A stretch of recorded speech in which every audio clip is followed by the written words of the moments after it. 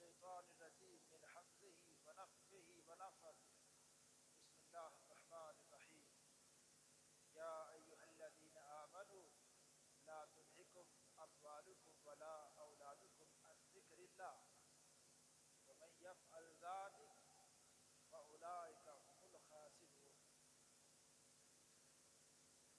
ہر قسم کی تحمید و ستائش کبریائی بڑائی اللہ وحدہ لا شریک کی ذات کے لیے، اور اللہ تعالیٰ کی حمد و ثنا کے بعد بے شمار لا تعداد انگت درود السلام امام الانبیاء امام الحرمین سید الثقلین جد الحسن والحسین جناب محمد رسول اللہ صلی اللہ علیہ وسلم کی ذات اقدس و ذات طیبہ پر۔ حضرات، آج کے اس خطبہ جمعہ میں ہم اللہ تعالیٰ کی توفیق سے اس بات کو سمجھنے کی کوشش کریں گے اور اس سے اپنے لیے اور اپنے آئندہ کی زندگی میں کچھ باتیں سیکھنے کی کوشش کریں گے اور اس بات کا ارادہ کریں گے کہ ہم اپنی اگلی زندگی میں ان میں سے کتنی باتوں پہ عمل کرنا شروع کریں گے۔ وہ بات نبی کریم صلی اللہ علیہ وسلم کا گزران زندگی ہے۔ گزشتہ دو خطبات کے اندر میں نے یہ بات سمجھانے کی کوشش کی ہے۔ ایک خطبے میں عرض کیا تھا کہ جو کچھ اللہ تعالیٰ نے ہمیں دیا ہے ہم اس دیے پر اللہ تعالیٰ کا شکر ادا کریں، اور جو کچھ ہمارے پاس نہیں ہے اس میں اپنے آپ کو اس قدر مایوسی اور محرومی کی طرف نہ لے کے جائیں کہ ہر وقت ہماری زبان پہ مایوسی والے کلمات اور شکری والے کلمات رہیں، یہ والا ہمارا انداز نہیں ہونا چاہیے۔ اور اس کے بعد اگلے خطبہ میں یہ بات سمجھائی گئی کہ ہم اپنی اولاد کے مستقبل کے حوالے سے جب سوچتے ہیں تو ان کی دنیاوی زندگی کے حوالے سے، کامیابیوں کے حوالے سے تو ہم بہت زیادہ محنت بھی کرتے ہیں، لیکن ہماری اولاد کا دینی مستقبل کیسا ہے اس حوالے سے ہماری سوچ اور فکر کم ہے۔ اور آج اس تیسرے خطبہ میں میں نے یہ بات سوچی اور اللہ تعالیٰ کی توفیق سے اس بات کو سمجھا کہ کیوں نہ ہم اپنے رہبر، اپنے رہنما، ہم ان کا زندگی کا انداز دیکھیں کہ انہوں نے بھی تو زندگی گزاری ہے، ان کا زندگی کا انداز یا ان کے جو ایام زندگی کے بسر ہوئے ان کا جو لائف سٹائل تھا وہ کیسا تھا۔ قرآن حکیم کے اندر اللہ تعالیٰ نے ایک بات یہ ارشاد فرمائی ہے سورۃ المنافقون کے آخر میں۔ اب دیکھیں سورۃ المنافقون جو سورت جس میں منافقین کی کچھ علامتیں، نشانیاں بیان کی گئی کہ یہ لوگ کیسے ہیں اور کیا کرتے ہیں، ان کی علامتیں کہ یہ لوگ صرف ان کا دنیا کے اندر مطمع نظر صرف مال ہے اور آخرت کو یہ بھول چکے ہیں، اپنی باتوں میں، اپنی گفتگو میں بس صرف دنیا کے مال کی بات کرتے ہیں اور اس کو بڑھانے کے حوالے سے پلاننگ کرتے ہیں، سوچتے ہیں، دنیا کے جو فائدے ہیں انہی کو اپنی گفتگو کا موضوع بناتے ہیں۔ لیکن جب کوئی بندہ ان کے سامنے آخرت کی بات کرتا ہے اور یہ بات کرتا ہے کہ اللہ تعالیٰ کا جو دیا رزق ہے میں اللہ کے راستے میں خرچ کروں گا، تو یہ لوگ اس کا مذاق اڑاتے ہیں اور یہ سمجھتے ہیں یہ کتنا بے وقوف بندہ ہے جو اپنا اتنا زیادہ مال فلاں رستے میں خرچ کر رہا ہے.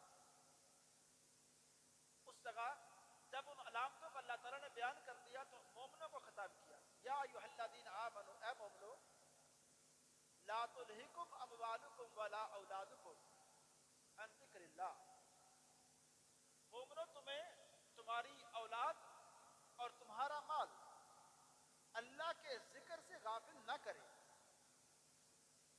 اب دیکھیں, منافقون سورت کے اندر جب اللہ تعالیٰ نے ان ساری باتوں کو منافقین کے حوالے سے واضح کیا تو خاص طور پہ کہا کہ یہ دو چیزیں, یہ دو نعمتیں, ایک مال ہے اور ایک اولاد ہے, اگر انسان ان پہ فخر کرنے پہ آ جائے اور اولاد کی بنیاد پہ, اپنے مال کی بنیاد پہ جب وہ لوگوں پہ اس قدر اترائے اور آخرت کو بھول جائے, اللہ کے ذکر سے غافل ہو جائے, مال اور اولاد یہ دو چیزیں ایسی ہیں جو انسان کو اللہ کے ذکر سے غافل کرنے میں بہت زیادہ ان کا کردار ہے. اور ساتھ کہا وَمَن يَفْعَلْ ذَلِكَ, خاص طور پہ کہا جو بندہ بھی دنیا کے اندر اس مال کی دوڑ کے اندر آ کے اللہ کے ذکر سے غافل ہوگا, کہا جو بندہ بھی ایسا کرے گا فَأُولَٰئِكَ هُمُ الْخَاسِرُونَ. یہاں اللہ تعالیٰ نے خاص طور پہ اللہ نے تبصرہ کیا کہ گھاٹا کھانے والے لوگ, خسارہ پانے والے لوگ در حقیقت یہی ہے. اور اولائکا کے بعد جو لفظ ہے خاسرون, اس کے شروع میں الف لام ہے اور اس سے پہلے ہم کا لفظ ہے. ان دو لفظوں کے اضافے سے اولائکا ہم الخاسرون کا معنی یہ بنتا ہے کہ در حقیقت یہی وہ لوگ ہیں جو خسارہ پانے والے ہیں, جو گھاٹا پانے والے ہیں. میں عرض کرنا چاہتا ہوں کہ اللہ تعالیٰ جو دنیا کے اندر رہ کے آخرت کی فکر کو بھول کے اور اللہ تعالیٰ کے ذکر سے غافل ہو کے صرف اس کا فوکس دنیا کے اوپر ہے اور دنیا کے مال کمانے کے اوپر ہے, اللہ کہتے ہیں یہ لوگ بہت گھاٹے کا سودا کر رہے ہیں. ان کی پلاننگ مال کے حوالے سے اور دنیا میں یہ جو تجارت اور یہ جو سوچ ان کی ہے, یہ جو اخروی انعامات ہیں, اخروی نعمتیں ہیں, ان کو چھوڑ کے یہ جو عارضی دنیا کی نعمتیں ہیں انہی کو سمجھتے ہیں کہ بس یہی میرا سب کچھ ہے اور اسی کو انہوں نے اختیار کر لیا ہے. یہ لوگ بہت زیادہ خسارہ پانے والے ہیں. اور ایک جگہ اس سے اگلی صورت میں اللہ تعالیٰ نے اس بات کو اس طرح سے سمجھایا, انما اموالکم و اولادکم فتنہ, بے شک اولاد اور مال, کہا یہ انسان کی آزمائش ہے, یہ انسان کا امتحان ہے. اور ایسا امتحان ہے, فرمایا واللہ عندہ اجر عظیم, کہ اس دنیا کے اندر رہ کے انسان مال کی محبت میں آ کے بعض گناہوں کی طرف چلا جاتا ہے اور مال کی محبت میں آ کے بعض جرم کر لیتا ہے. اللہ کہتے ہیں کہ اے انسان اس بات کو سمجھ لے کہ واللہ عندہ اجر عظیم, ایک ہے دنیا اور ایک ہے اللہ تعالیٰ کے پاس انعامات. کہا اس دنیا کے مقابلے میں اے مسلمان, اے مومن, جو اللہ تعالیٰ کے پاس تیرے لیے انعامات ہیں وہ اجر بہت ہی بڑا ہے, وہ اس سے کہیں زیادہ ہے. دنیا کی ان نعمتوں کا اس کا کوئی مقابلہ ہی نہیں. تیسری بات, نبی اکرم صلی اللہ علیہ وسلم نے بھی یہ بات ارشاد فرمائی, فرمایا ان لکل امت فتنہ, ہر امت کے لیے کوئی نہ کوئی ایک بڑا فتنہ رہا ہے. قوم شعیب کا بڑا فتنہ مال, اپنے ناپ تول کے اندر کمی, ان کا بڑا جرم تھا. ہر قوم کے اندر کوئی نہ کوئی بڑا فتنہ, بڑی آزمائش رہی ہے. لیکن فرمایا وَإِنَّ فِتْنَةَ أُمَّتِي الْمَالُ, میری امت میں سب سے بڑا فتنہ جو لوگوں کو اللہ کے ذکر سے دور کرے گا اور دین سے دور لے جائے گا اور انسانوں کے ساتھ حسن سلوک بنا دے گا اور انسانیت کا جو درس ہے, حقوق ہیں, یہ ان کے ذہن سے ختم کر دے گا. فرمایا یہ فتنہ المال, یہ مال ہے, یہ مال کی محبت. اس کے اندر میری امت کے لوگ اس طرح پڑھیں گے کہ لوگ اپنے مسلمان بھائیوں کے حقوق کیا ہیں, اپنے मुसलमानों के हवाले से उन्होंने क्या रवैये इख्तियार करने हैं, उन सब को भूल जाएंगे। बस अपनी मौज मस्ती के अंदर, बस अपने फायदे के लिए, बस अपने जो शाम को उनके लिए कुछ फायदे, जो कुछ दिन को कमाता है, बस सिर्फ उसका ज़हन वहीं तक है। चौथी बात, कुरान हकीम की ये बात मुझे अपनी बात समझाने में इंशाअल्लाह बहुत मदद करेगी। ये सूरत जो अभी मैं आपके सामने उसका सादा एक मफ़हूम पेश करता हूँ। अल्लाह फरमाते हैं वैलुन लिकुल्लि हुमाज़तिन लुमज़ा। 30वें सिपारे की ये छोटी सी सूरत है। इसका मजमून बहुत समझने वाला है और हमारी जो मेरा मौजू है उसके हवाले से इंशाअल्लाह मुझे आपको एक अच्छी फिक्र देगा कि हम बड़ी गलती करते क्या है। अल्लाह फरमाते हैं वैलुन लिकुल्लि हुमाज़तिन लुमज़ा। बहुत ज्यादा जो लोगों के ऐब निकालते हैं और बहुत ज्यादा जो लोगों पर तान करते हैं, लोगों के ऐब निकालते हैं, लोगों के नकाइस को वाज़े करते हैं, हर मजलिस में बैठते हैं किसी की बेइज्जती कर देते हैं। जब कोई गरीब मिलता है उसको थोड़ी थोड़ी बातों पर टोकते हैं, रोकते हैं और उनके नकाइस, उनकी बुराइयां, थोड़ी बहुत ही कमी कुताहियां लोगों के सामने इस तरह उछालते हैं। अल्लाह कहते हैं ऐसे लोगों के लिए वैलुन, हलाकत है, तबाही है।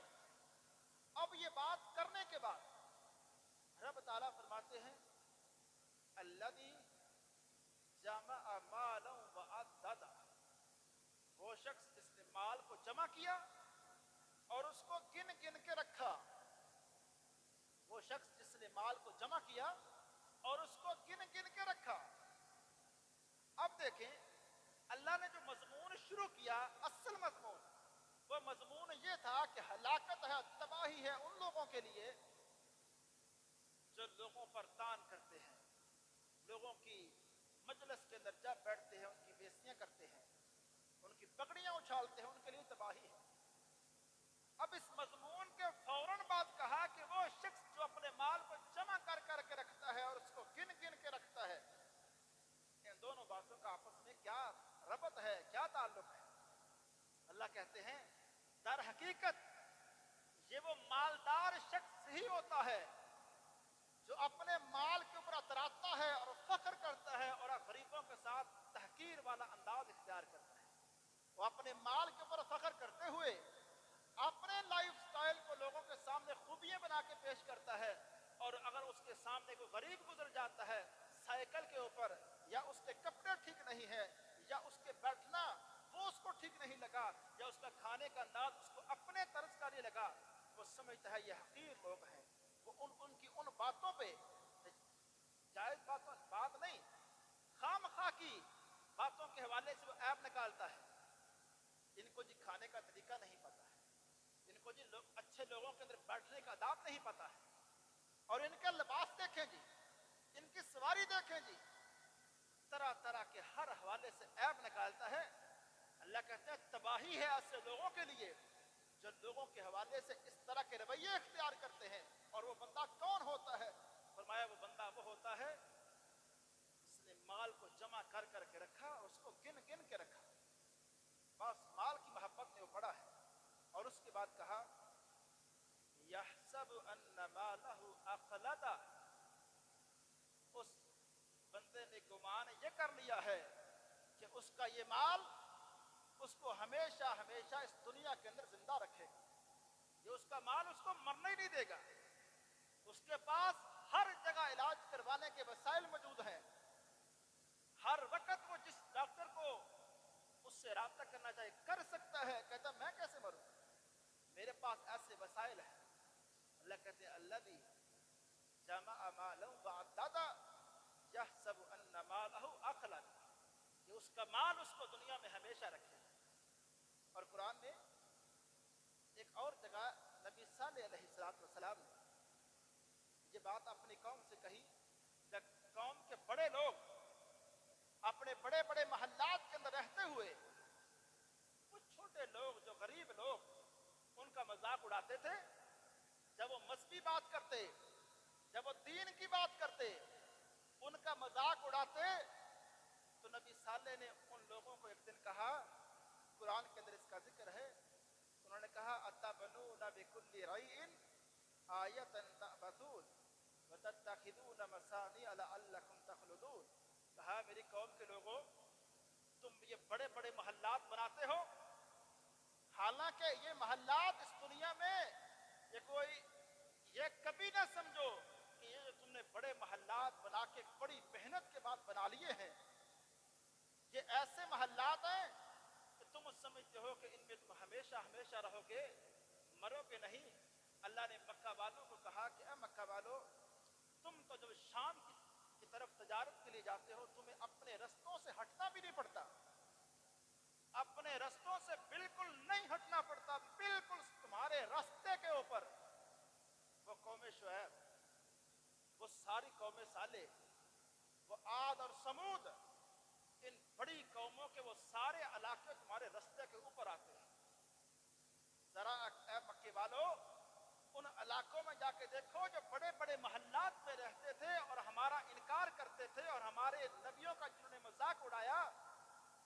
اے مکے والو ذرا دیکھو تو صحیح، تمہارے سے زیادہ پاور والے تھے. آج ان بستیوں میں رہنے والے کہاں ہیں؟ آج ان بستیوں میں کون رہتا ہے؟ آج تو وہاں رہنے والا بھی کوئی نہیں ہے. اس لیے میں عرض کرنا چاہتا ہوں کہ میرے بھائی، مال کمانا برا نہیں ہے، لیکن جب مال انسان میں یہ رویہ پیدا کر دے، اپنے سے جو غریب بندہ ہے، اگرچہ اس کا سگا بھائی ہے، اس کا باتوں باتوں میں مذاق اڑائے گا. اگر مالدار ہے اس کو کیا یہ حق مل گیا ہے کہ جب وہ اپنے رشتہ داروں میں، بھائیوں میں، اپنی فیملی میں بیٹھے گا تو جس کا چاہے گا مذاق اڑا دے گا، جس کی چاہے گا بے عزتی کر دے گا؟ یہ کوئی اس کو حق نہیں دیا گیا. انسان کے اندر جب یہ مال کی محبت ایسی آتی ہے کہ اس کو جو غریب بندے حقیر لگتے ہیں ان کو اس طرح، وہ فقیر، وہ مسکین لوگ اس کو برے لگتے ہیں، نہ اس کو ان کے پاس بیٹھنا پسند کرتا ہے، نہ ان کے بولنے کے انداز کو پسند کرتا ہے. اور اس بارے میں ایک حدیث سنیے، میرے پیغمبر علیہ الصلوۃ والسلام کا انداز کیا تھا اور آپ کی سوچ کیا تھی. صحیح بخاری اور صحیح مسلم کی روایت ہے. اللہ کے رسول علیہ الصلوۃ والسلام تشریف فرما ہے. ایک بندہ گزرا. جب وہ گزر کے چلا گیا آپ نے ایک مجلس میں سے ایک بندے سے کہا، ما رأیک فی ھذا، یہ جو بندہ گزرا ہے اس بارے میں تیری کیا رائے ہے؟ یہ کیسا بندہ ہے؟ اس نے کہا اللہ کے رسول، رجل من اشراف الناس، یہ بڑا معزز، بڑا مالدار بندہ ہے. اللہ کے رسول، ھذا واللہ حری ان خطب ان ينکح وان شفع ان یشفع. اللہ کے رسول، یہ تو ایسا بندہ ہے، ہمارے اس مدینے کا مالدار بندہ ہے اور معزز بندہ ہے، یہ تو اگر کسی کے ہاں پیغام نکاح بھیجے گا کوئی اس کو انکار نہیں کرے گا، اور اگر کسی کے حوالے سے سفارش کر دے گا اس کی سفارش کو کوئی بندہ رد نہیں کرے گا. لوگوں میں اس بندے کا مقام یہ ہے. ابھی آپ تشریف فرما تھے، ایک اور بندہ گزرا. آپ نے پھر کہا، اے دوست، ما رأیک فی ھذا، اب یہ جو بندہ گزرا ہے اس کے بارے میں تیری کیا رائے ہے؟ اس نے کہا اللہ کے رسول، ھذا رجل من فقراء المسلمین، یہ تو اللہ کے رسول مسلمانوں کا ایک فقیر سا بندہ ہے، مسکین آدمی ہے. اور یہ ایسا ھذا حری، یہ ایسا بندہ ہے کہ ان خطب لا ينکح، اگر کسی ہاں رشتے کی بات کرے گا اس کو کوئی رشتہ نہیں دے گا. اور ان شفع لا یشفع، اگر کسی کی سفارش کرے گا کوئی اس کی سفارش قبول نہیں کرے گا. اور اس نے تبصرہ کرتے وقت تیسری بات کا اضافہ کیا. اس نے کہا اللہ کے رسول، وَإِنْ قَالَ أَلَّا يُسْمَعَ لِقَوْلِهِ، اگر مجلس میں یہ بات کرے گا اس کی کوئی بات نہیں سنے گا، اس کو چپ کرا دیا جائے گا. یا رویہ ایسا ہوتا نہیں ہمارے ہاں؟ اگر کوئی غریب، کوئی مسکین بولے کہاں چپ کر یار، کسی اور کو بات کرنے دے، اس کی بات توجہ سے کوئی بندہ سنتا نہیں ہے. اور وہی بندہ ہے بس دن بدلے ہیں، وہ موٹر سائیکل سے گاڑیوں پہ آیا ہے، تو وہی بزنس جب پہلے بھی کرتا تھا، جب اس کا بزنس بڑھ گیا ہے لوگ اس کو ویلکم کرتے ہیں، دروازہ کھولتے ہیں اس کے لیے.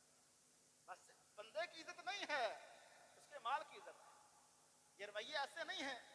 اس صحابی نے بھی تبصرہ وہی کیا جو لوگ کرتے ہیں، لیکن آپ اللہ کے رسول علیہ السلام کا سوچنے کا انداز دیکھیں کہ آپ نے دونوں بندے گزرے اور دونوں پہ کیا تبصرہ کیا۔ آپ نے فرمایا یہ جو مالدار بندہ گزرا، تو نے یہ جو کہا کہ یہ بندہ بڑا معزز ہے، جب کہیں رشتے کی بات کرے گا کوئی اس کو انکار نہیں کرے گا، اور کس کی سفارش کرے گا اس کی سفارش کو کوئی بندہ رد نہیں کرے گا، اور دوسرا مسکین ہے، اس کا کہیں رشتہ نہیں ہوگا، اس کی کوئی بات نہیں سنے گا۔ لیکن اے صحابی، اصل حقیقت میرے رب نے مجھے یہ بتائی ہے، دوسرے والا بندہ ھذا خیر من ملء الارض مثل ھذا، کہا جو پہلے والا بندہ ہے اس جیسے بندوں سے پوری زمین بھر دی جائے، اس جیسے بندوں سے پوری زمین بھر دی جائے، یہ اکیلا بندہ ان سب سے بہتر ہے اللہ کے ہاں۔ اس لیے میرے بھائی، میرے رب کے ہاں معیار مال نہیں ہے۔ رب تعالیٰ نے سورہ الحجرات کے اندر فیصلہ کیا ہے کہ رب دیکھتا ہے تقوی کو، رب دیکھتا ہے دلوں کے حال کو۔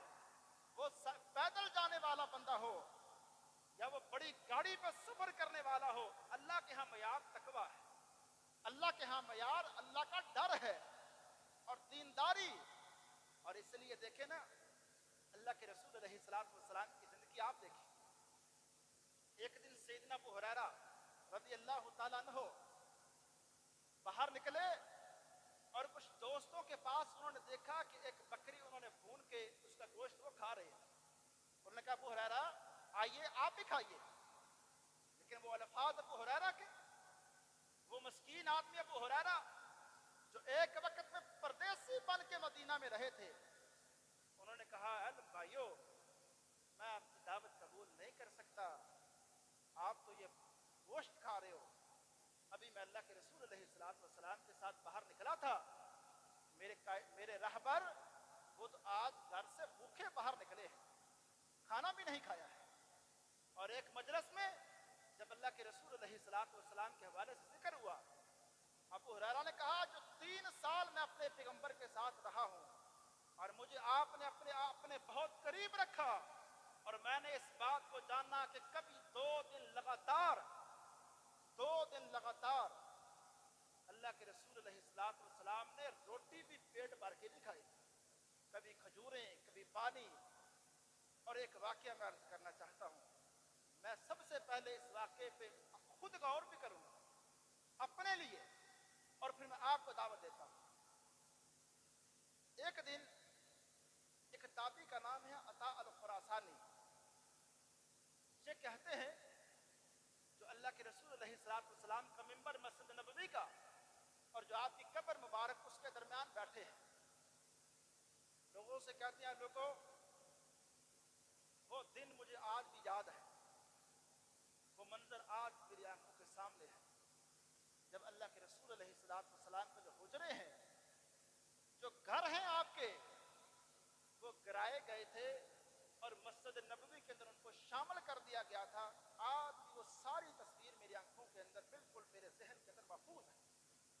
لیکن ساتھ ہی کہا عبد الملک بن مروان کا جب حکم نامہ آیا تھا کہ ان حجروں کو گرا کے مسجد نبوی کے اندر شامل کر دو، جب میرے سامنے ان حجروں کو گرایا جا رہا تھا تو اس دن مدینہ کے اندر جو لوگ روئے تھے اس سے بڑھ کے زیادہ لوگ نہیں روئے، اور کہا کہ اس دن میں سعید بن مسیب، یہ تابعی ہیں بہت بڑے عالم ہیں، کہتے ہیں میں نے ان کو سنا تھا کہ انہوں نے ایک بات کہی تھی، انہوں نے کہا تھا کاش یہ حجرے کسی طرح باقی رہ جاتے اور مدینے کے بچے بڑے ہو کے ان حجروں کو دیکھتے اور پیغمبر کا زندگی کا انداز اور ان کا رہن سہن دیکھتے، اور آج جو لوگ مال کی محبت میں مرے جا رہے ہیں وہ دیکھتے کہ ان کے رہبر کا انداز زندگی کیسا تھا۔ جب یہ بات وہ کر کے رکے، ایک اور بندے نے کہا، اس نے کہا ہاں ہاں میں نے تو ان حجروں کا مکمل نقشہ دیکھا ہے، ان کے دروازوں کا سٹائل، دروازے جو کھجور کا وہ تنا ہوتا ہے وہ دونوں طرف لگے تھے، ان کے اوپر بال نما کو چیز رکھی ہوئی تھی، اور اسی طرح کی وہ چھتیں اور دیواریں اللہ کے رسول علیہ السلام کے حجروں کی تھیں. اور اس نے کہا پھر ایک دن میں بھی ایک ایسی مجلس میں بیٹھا جس مجلس میں صحابہ کرام کے بیٹے بیٹھے ہوئے تھے. عبد الرحمن بن عوف کے بیٹے. یہ کون عبد الرحمن ہے؟ جو مدینے کے مالدار بندوں میں سے ہے. جب ان کے پاس مال کا ذکر ہوا، حالانکہ یہ خود مالدار شخص تھے، کہا، بخاری کی روایت ہے، انہوں نے کہا میں خود کبھی سوچتا ہوں کہ میرے لیے مال کے دروازے کھلے ہیں، حالانکہ زبیر بن عوام مجھ سے افضل تھے، یہ مال ان کے پاس نہیں آیا. ابو بکر صدیق مجھ سے افضل تھے، یہ مال ان کے پاس نہیں آیا. اللہ نے مجھے آزمایا ہے. لوگوں، صحابہ کرام نے مال کمایا ہے اور خوب کمایا ہے. یہ بات ہرگز آپ نہ سمجھے کہ انہوں نے بڑی صوفیانہ زندگی گزاری ہے، اور اس طرح کا یہ جو انداز کہ آپ صرف ایک زندگی کے ایک جگہ پہ آ کے رک جائیں، دنیا میں محنت نہ کریں، آگے نہ بڑھیں. صحابہ کرام کا اللہ کے رسول کی زندگی کا خلاصہ یہ نہیں ہے. لیکن صرف عرض یہ کرنا چاہتا ہوں، انہوں نے مال بھی کمایا ہے، کاروبار کیا ہے، نوکریاں کی ہیں، لیکن کبھی بھی ان کی سوچ اور ان کی فکر ایسی نہیں رہی کہ دنیا کے اندر وہ اس قدر پڑ گئے ہوں کہ اللہ کے دین سے غافل ہو گئے ہوں. کبھی ان کے رویے بدل گئے ہوں، ان کے اخلاق تبدیل ہو گئے ہوں، ان کے انداز ایسے نہیں تھے. اس تابعی نے کہا میں نے صحابہ کرام کے بیٹوں کو دیکھا. ایک مجلس میں تھے، عبد الرحمن بن عوف کے بیٹے تھے، اسامہ کے بیٹے تھے، اور ایک اور صحابی کے بیٹے بھی تھے، جن میں ایک ابو امامہ ایک صحابی کے بیٹے تھے. کہا ان حجروں کے والے سے انہوں نے بھی تبصرہ کیا تھا، ان کا تبصرہ سننے والا ہے. انہوں نے کہا کاش وہ حجرے نہ کرائے جاتے، بعد والے آ کے لوگ وہ حجروں کو دیکھتے، کونے کونے سے آ کے لوگ ان حجروں کو دیکھتے اور ایک بات پہ غور کرتے، یہ اس شخصیت کے گھر ہیں جس شخص پر اس دنیا میں اللہ سب سے زیادہ راضی تھا. اور حالانکہ جو ذات اس شخص کے اوپر راضی تھی، وہ اس اللہ کے پاس دنیا کے سارے خزانوں کی چابیاں تھیں. اللہ آپ کو جتنے خزانے چاہتا عطا کر دیتا، لیکن اللہ کے رسول علیہ السلام کے ساتھ زندگی اس طرح سے گزاری کہ امت کو آپ نے یہ درس دیا کہ جیسے کیسے ایام ہوں، آپ نے رب تعالیٰ کا شکر کیسے ادا کرنا ہے. جیسے کیسے ایام ہوں، زندگی میں انسان کے حالات بدلتے رہتے ہیں، اور انسان اپنے رب سے کیوں دور ہو، کیوں اپنی زبان پہ بات بات پہ ناشکری والے کلمات ہوں. میں عرض کرنا یہ چاہتا ہوں، اللہ کے رسول علیہ السلام کی زندگی کو پڑھ کے ہمیں یہ بات محسوس ہوتی ہے اور سمجھ آتی ہے کہ اللہ کے رسول علیہ السلام نے ہمیں یہ بات سمجھائی ہے اور سکھائی ہے کہ کیسے کیسے حالات میں آپ اپنے رب کا شکر ہر وقت ادا کرتے رہیں. آج کے خطبے کا جو آخری درس یا آخری بات ہے جو میں پیغام دینا چاہتا ہوں، آپ سے کیسے کیسے حالات میں آپ لوگوں سے شکوے کیوں کرتے ہیں، اب لوگوں سے کیوں مانگتے ہیں، اب لوگوں سے توقعات کیوں رکھتے ہیں. میرے بھائی، کبھی رات کے لمحات میں اپنی پریشانی اپنے رب کے سامنے ہم بیان کرنا سیکھ لیں، اپنے رب سے تذکرہ کریں اپنی پریشانیوں کا، اپنے مسائل کا. آپ کو سکون بھی ملے گا، چند دنوں کے اندر اللہ تعالیٰ آپ کے مسائل بھی حل کرے گا.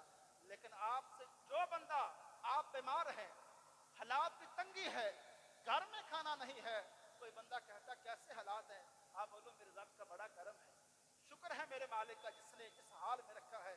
آپ نہ شکری والے کفر والے کلمات آپ نہ کہیں. وما علیہ الا البلاغ.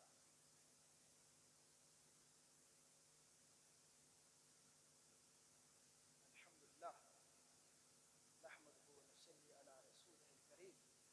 اما بعد فإن خير الحديث كتاب الله وخير الهدي هدي محمد صلى الله عليه وسلم وشر الأمور محدثاتها وكل محدثة بدعة وكل بدعة ضلالة وكل ضلالة في النار. اللهم صل على محمد وعلى آل محمد كما صليت على إبراهيم وعلى آل إبراهيم إنك حميد مجيد. اللهم بارك على محمد وعلى آل محمد كما باركت على إبراهيم وعلى آل إبراهيم إنك حميد مجيد. ربنا ظلمنا أنفسنا وإن لم تغفر لنا وترحمنا لنكونن من الخاسرين اللهم إنك عفو تحب العفو فاعف عنا اللهم اغسلنا خطاياي بالماء والثلج والبرد اللهم اشف مرضانا ومرضى المسلمين اللهم اشف مرضانا ومرضى المسلمين اللهم إنا نسألك جنة الفردوس اللهم أجرنا من النار سبحان ربك رب العزة عما يصفون وسلام على المرسلين والحمد لله رب العالمين.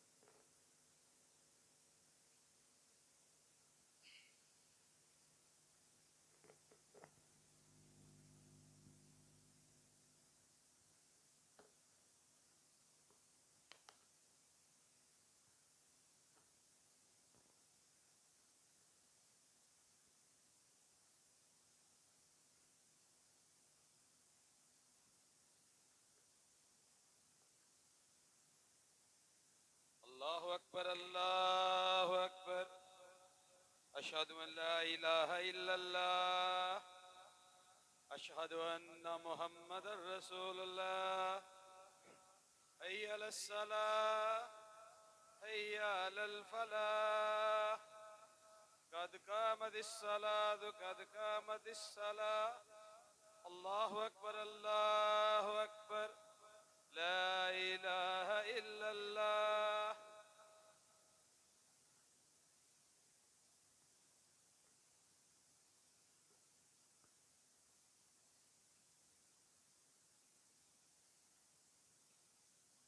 استووا واعتدلوا قيموا صفوفكم فإن تسوية الصفوف من تمام الصلاة.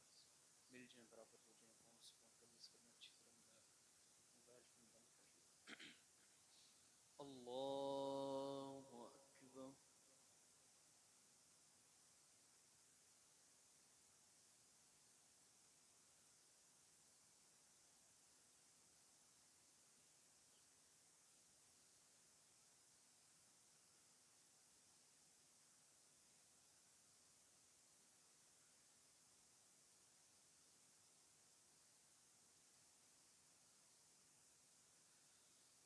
الحمد لله رب العالمين الرحمن الرحيم مالك يوم الدين إياك نعبد وإياك نستعين اهدنا الصراط المستقيم صراط الذين أنعمت عليهم غير المغضوب عليهم ولا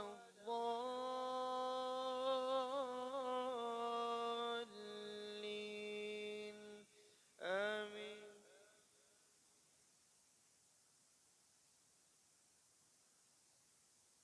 سبح اسم ربك الأعلى الذي خلق فسوى والذي قدر فهدى والذي أخرج المرعى فجعله غثاء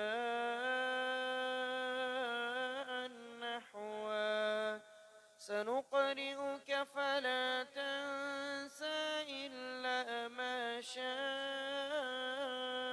الله إنه يعلم الجهر وما يخفى ونيسرك لليسرى فذكر إن نفعت الذكرى سيذكر من يخشى ويتجنبها الأشقى الذي يصلى النار الكبرى ثم لا يموت فيها ولا يحيا قد أفلح من تزكى وذكر اسم ربه فصلى بل تؤثرون الحياة الدنيا والآخرة خير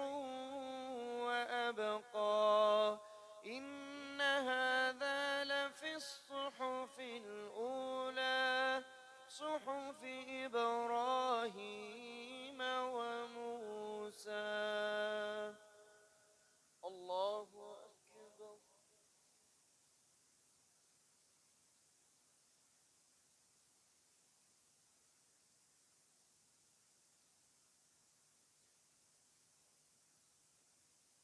سمع الله لمن حمده. الله أكبر.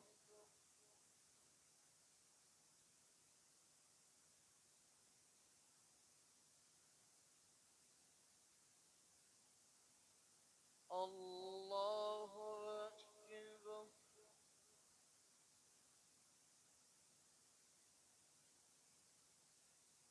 الله أكبر.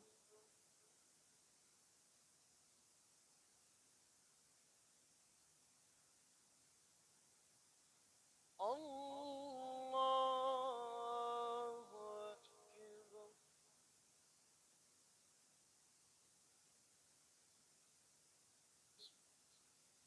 الحمد لله رب العالمين الرحمن الرحيم مالك يوم الدين. إياك نعبد وإياك نستعين. اهدنا الصراط المستقيم صراط الذين أنعمت عليهم غير المغضوب عليهم ولا الضالين.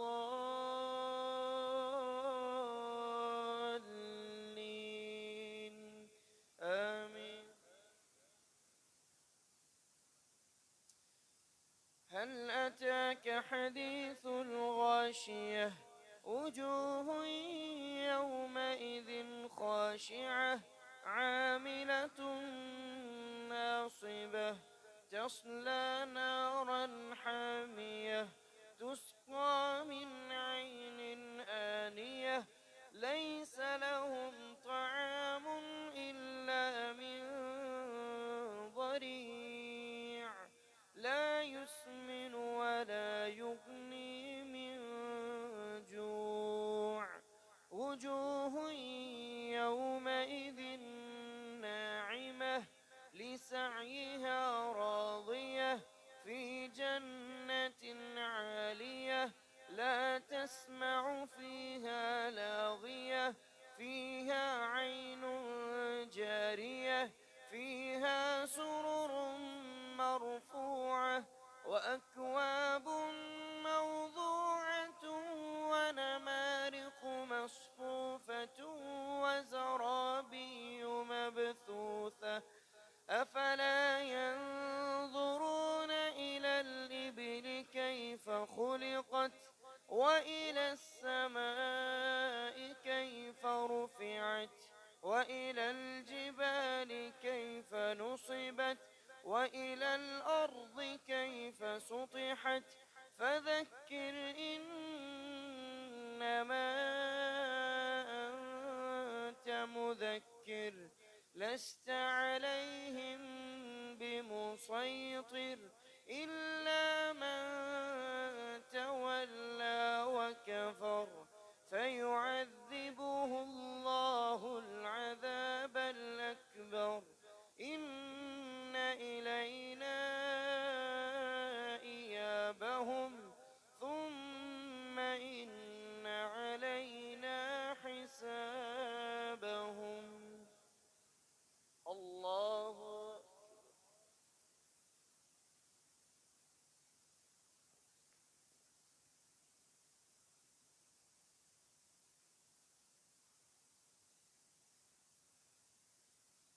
سمع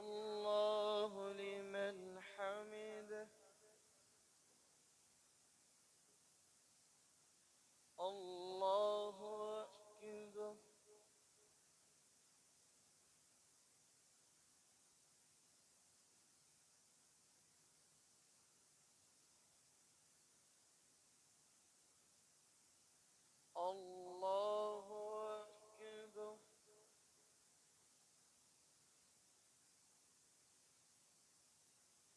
الله أكبر.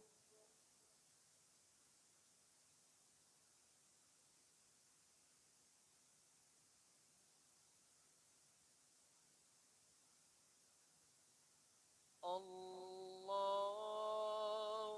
أكبر.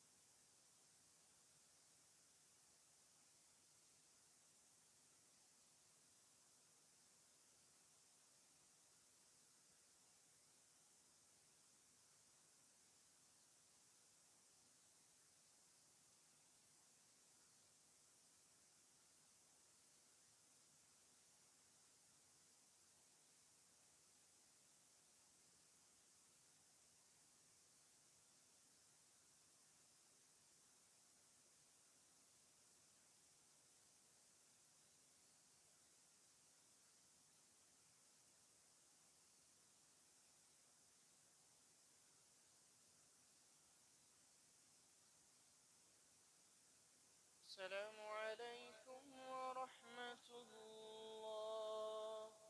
السلام